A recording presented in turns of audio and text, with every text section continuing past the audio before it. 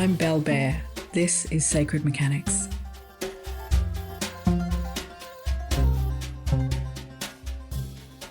Glitches, matrix glitches. Let's discuss. I've seen all these videos on the internet and I don't know if they're real, like where a pigeon is frozen in midair or dogs are running on the beach, but they're frozen in time as life goes on around them. Ones with 2 or more suns. People standing on top of clouds with the footage taken from a plane, like out a window. Bless the internet. And oh man, there's so much and the list goes on and on. So there's these glitches, and if the videos aren't AI, maybe the glitches have always been there, but now we live vicariously through video and we're just maybe capturing again. And maybe we're just capturing more. Or is our reality transforming, becoming more obvious to us, more studied almost, more, well, it's digitized, isn't it? The scientists tell us that everything is an illusion. So maybe everything is literally an illusion. There are concepts of cloud-based storage for our brains, like we're wired in. And I don't know if this gets us closer to a spiritual truth or pulls the rug from under us completely. Like, what is going on? I've had a few experiences lately that seem weird, but like they're insignificant little domestic things. But these little instances are accumulating into a longer list. And I hear similar stories from my fairly psychic teenage daughter. We're in on this together. We share our latest glitch updates every now and again, which is pretty fun. But it's something to start thinking about. I'm starting to take a lot more attention, and I'm just going to list here 3 that have happened to me in the last month or so. All right, story number 1. I got home after a long day at uni, and I was standing in the lounge room, which sort of joins the kitchen in our apartment. And I thought to myself, I'm going to get some lights on, feed the pets, and make dinner. And before I could even finish the thought, the kitchen light went on. So I'm home alone, by the way. The ceiling light in the kitchen is fluorescent. It has a gnarly old switch in the hallway, only one switch that controls it. And the light being fluorescent, it flicks when it gets switched on. Because we live in an older building and that's just how it is. Anyway, the light goes on like bang. It didn't make a bang sound, actually. It was completely silent, but the light went on without hesitation, no flicker, nothing. Just while I was having the thought, I went into the kitchen, stood under the light, and I got chills. And when things are really fucked, like really insane, my teeth chatter. And that's what was happening, is I just got this feeling. And, I've seen a lot like of weird stuff, but I know I'm like it at 10 when my teeth start chattering. Anyway, I called my daughter. I rang her and I had to just do a sanity check and explain what had happened, and just ran through the whole thing, just sort of captured the moment and log that. Anyway, so there was that. I don't know if it was technically a glitch or there was a poltergeist in the house, but like, did I timeline jump to a different moment where the light was on? Because it just went on so seamlessly. It wasn't like the ghost went over and flicked the switch and my light flicked on. No, it was just like off and then no, on. You know what I mean? Okay, example 2. This is kind of gross since toilet stories aren't my thing, and I'm deeply opinionated when it comes to what direction people put the toilet roll on the holder. The loose end has to be front facing. Honestly, why on earth would you put the loose end facing away towards the wall? Like, come on, it's got to be forward. So I go into the toilet. I'm sitting on the toilet and I look at the toilet roll. So I'm, fixed to the holder on the wall to my left. It's always good to check if you have any when you're living with teenagers, because they'll happily finish the whole freaking roll and never replace it, and that's sad. Anyway, I'm alarmed. I notice that the toilet roll has recently been replaced, but that's not what's alarming. It's that it's on backwards, the opposite way of what we do in my house. I've spent 15 years of intensive training for my kids about the toilet roll and the direction it goes. I'm not a mean mum, really. Anyway, it's just got to be the right way. It's so simple. So I'm staring at this backward toilet roll and I'm thinking it must be our house guest. And I sigh to myself and I close my eyes for a moment and take a long blink. When I'm done, I reach for the toilet roll with my eyes open, and now it's on the right way. It's front facing. I shit you not. This is on the space of 10 seconds, less. Mind blowing.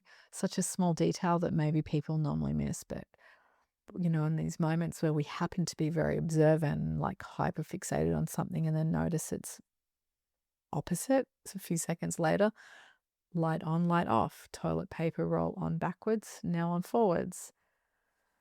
Okay, this next one, my third example, is a bit different, bit more, maybe long-winded, but let's go.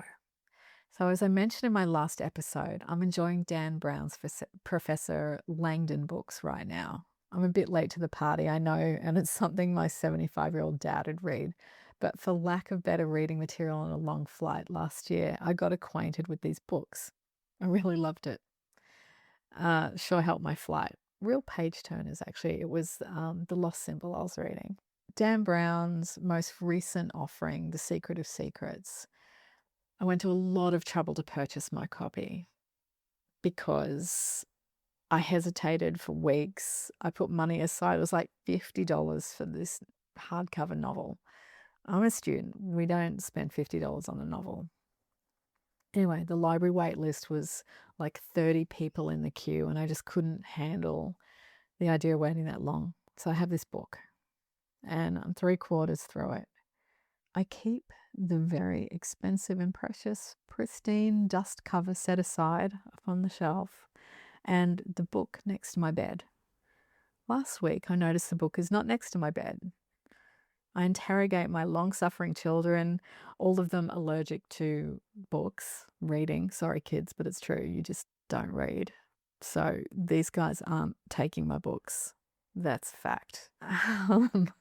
Anyway, I have a lot of books, and I'm fairly meticulous about my filing system, especially since starting uni, and I've got categories and whatever, and I'm always in there using things. I pull the apartment to pieces looking for this book. I scan my bookshelves 3 or 4 times, different intervals, searching and knowing that domestic blindness is a thing, and if I give it a break and go back, maybe I'll find it with fresh eyes.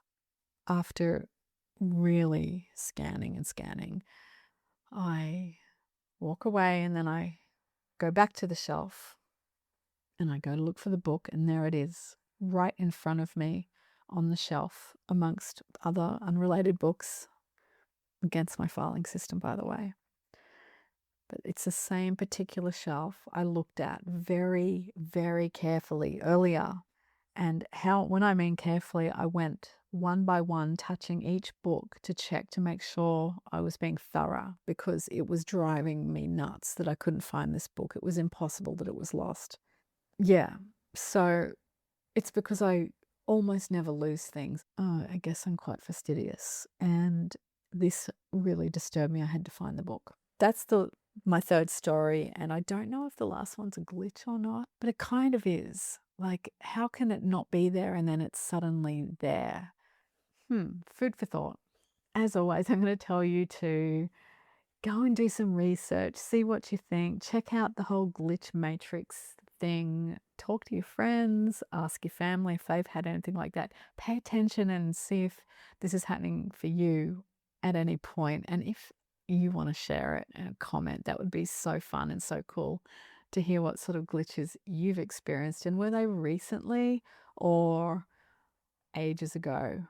I don't know, but I don't know what to make of it. I really do believe that there's something shifting and changing, and this whole timeline thing we've been talking about is sort of the buzzword right now in spiritual community, but there's something going on, and it doesn't seem dangerous or threatening, but it sure is interesting, and I sure do want to land on good timelines every time.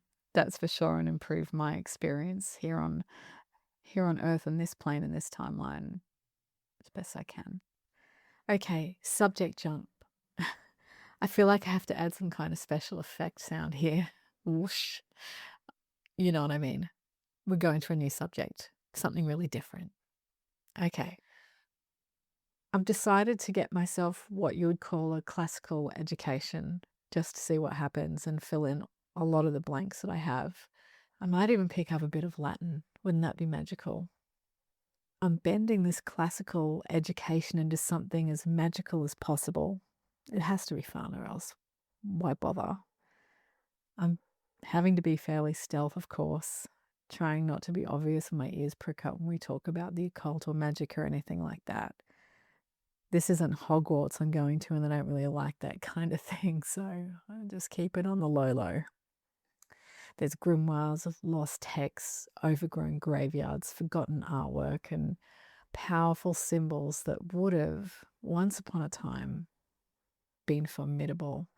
There's odysseys and tragedies, and the most juicy parts I want to share with you here on Sacred Mechanics. Today, on this new Aries moon, with a historical 7 planets in the sign, including the moon as of last night, I'm thinking about inner worlds and inner words. My Aries is in my 11th house astrologically, which is about community and, you know, how I see the community, how they see me, and all this other stuff. So I thought it would be great to push forward where I'm going with the podcast. I sort of broached on it last week, unaware of what was coming through in this new moon, but I'm really going to push it a bit further now. I've put a new look and feel up there, and I'm going to lock into once a week. Again, this is the third time I've promised this, but I'm doing it. I will make time. I just really enjoy it, and I'm so happy when I'm doing this and pulling some subjects together. And now that I've sort of given myself some freedom to be way more eclectic, which is more reflective of who I naturally am, it's going to be way better, because honestly, I'm all over the place, and some of you may not appreciate it, but some of you might be wired a bit like me and just have really wide interests and love doing stuff and getting into the nitty-gritty. Anyway, that's what I'll be doing, and hopefully you come along with me for the ride. So I just mentioned that I'm thinking about inner worlds and inner words, and as a perfect segue, I recently did a deep dive into the ancient female poet Sappho. She was the first poet to write what we would call today confessional lyrics. She wrote lyrical poetry, like she would sing and perform it, and obviously just regular poetry people would learn and listen to her perform. She's the one that we need when we're wailing with a broken heart, with a glass of wine in our hand to sob into. She's all about limerence, desire, lost love, hypnotic love. She describes her insides on fire just by looking at the one she loves. Sappho is that poet we know from the Isle of Lesbos in Greece, the one who they tried to delete again and again, but she keeps appearing in the most beautiful ways. She was a star about 2,600 years ago, and for many, she is still a star today. She inspired and continues to inspire women who write, those ones that are really brave and bold, who write as close as they can to their feelings. And I know as a woman, it can be very hard to measure the depths of our feelings and the intensity in words, but We can do our best, can't we? Think Emily Dickinson, Audre Lorde, Sylvia Plath, Patti Smith, PJ Harvey, Hope Sandoval, even Lana Del Rey and Mitski. You get the idea. Just insert your favorite female artist here, the one that helps you cry and feel joy and love even more. I think it's nice sometimes to pull the thread and find the inspiration of the inspiration, and know that every step of the way these artists who have been sort of shushed at some point in their career, in their creative career, their voice and their words persist, and they have so much resonance as a result. Words are spells, and spells are hard to break. Anyway, I hope you enjoyed this little walk with me. Great to see you, and I'll catch you in the next episode. Thanks for listening. I'm Belle Bear, and this is Sacred Mechanics.